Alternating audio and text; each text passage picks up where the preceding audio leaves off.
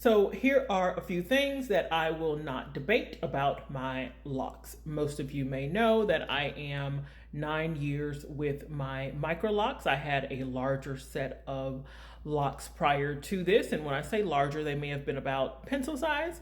Certainly not very large, but definitely larger than these.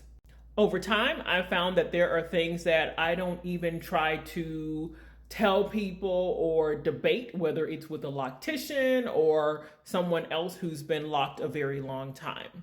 So the first item that I won't debate about my locks is when I wash them or how often I wash them. I wash my hair once a week. It is what it is. I am not someone who's comfortable going any longer than that. The only outlier is when I am traveling, and so that may take me to about week 2. And that's mostly because I like using my products. I like sitting under my dryer, all those things, if I'm going to sit under the dryer. And so usually if I'm traveling and I'm in a hotel, I don't have access to those things, and I'm certainly not going to travel with my products. So how often I wash my locks is something that I will not debate, even though some people feel like they can go 3, 4, 5 weeks without washing their locks, and that's just not me. The second thing that I won't do or that I won't debate is the idea of comparing my locks to someone. Look, when it comes to comparing your locks, there's no rhyme or reason to it. You have to think about the person who you're comparing your hair to and your hair. You have to think about their density, their porosity, just the overall makeup of their hair, their genetics, all of those things. And so the idea of comparing your locks to someone else's, it naturally, for the most part, is going to look very different. I will tell you that there are things that aren't really even hair related, I'll say, that come into play. We tend to get into a space where we want to compare length, especially the earlier we are in our lock journey. We kind of go, oh, this person started a month after me or 2 months after me, or they are a year ahead of me. So by the time I get to that point, my lock should be this long as well. And that just may not be the case. What people don't take into consideration when looking at someone online specifically is there are things about people's body type that can affect the way that their locks look. And when I say body type, I mean their height, their broadness, or their build in general. As an example, I am 5 feet 8 inches tall. I don't know how long my locks are in terms of inches, or the longest section of my locks. I don't know how long they are. However, if my being 5'8", my locks may hit just above my bottom, right? Because again, 9 years locked and they're pretty long. However, I'm pretty tall, so my torso is longer, all those things. Now, if someone who is 5 feet 2 inches has the exact same length of locks that I have, they may be well below their person's bottom, right? Because their torso is shorter, their frame may be smaller, all of those things. And so people don't take that into consideration. When we are online, we can't see people's height. We have an idea maybe of what it may be, but you don't really know unless that person has outright said, I am 5 feet, whatever. So comparing length just does not add up or does not equate the same.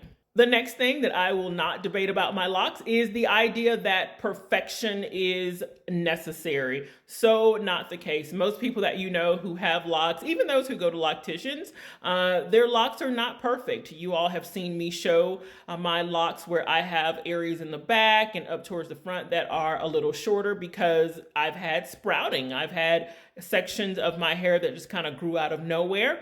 They were too far away from a nearby lock for me to combine, and so they were started as completely different locks.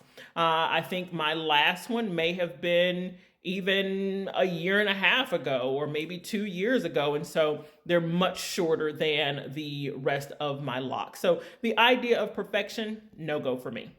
The next thing that I will not debate is why I chose locks over any other style. Look, I don't debate with people why they chose whatever form of natural hair, relaxed hair, added hair, braids, weaves, wigs. I don't debate that, so I refuse to debate with people why I chose locks. It just works for me. The next item is I will not debate how I choose to wear my locks. I have times where I love to wear them straight, like today, and I love my curls and I love my twist outs. I don't really do a lot of updos because I'm really careful about the perimeter of my hair.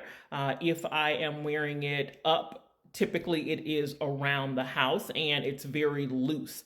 So at this stage, I typically just don't wear them up because of the tension. I will tell you when they were shorter, I definitely wore them up a lot, up or back in a bun or in a ponytail. And I was very cautious about the tension or how tight the ponytail or bun was. And the next item that I will not debate is why I choose to DIY. I opt to do my locks myself in terms of retightening. I have gone to locticians in the past and it just does not work the same as when I do my locks. I prefer doing my locks. I prefer being intimately familiar with my locks, touching every single strand, and it lets me know where weaknesses may be, where I may need to loosen a ponytail holder periodically, all those things. I just prefer the intimacy of knowing my locks. Now, there will be a time where I will probably go to a loctician more permanently because as time goes on, age and all of that, it can really do a number on you in terms of your arms, your hands, all of those things. So yeah, I may go to a loctician, but right now, I'm choosing a DIY and I love it. Those who choose to go to loctician,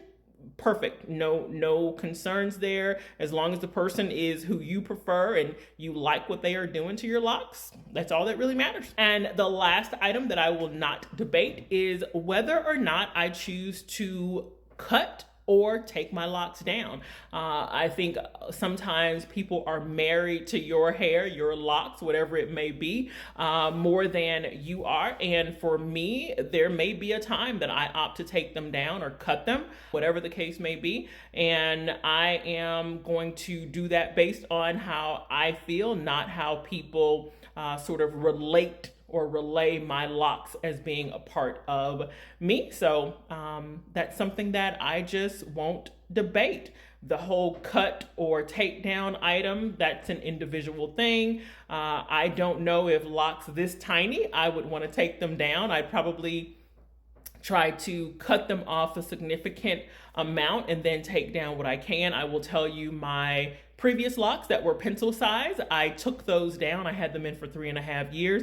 And it was a lot of labor. I mean, major labor. So I can't imagine doing that with these tiny, tiny locks. But who knows? Who knows? My hair after the locks, when I took them down, I had no problem. I certainly had to cut a good amount of it, and I lost a good amount of it as well. But I still had just like probably 10 inches of hair afterwards, if not more.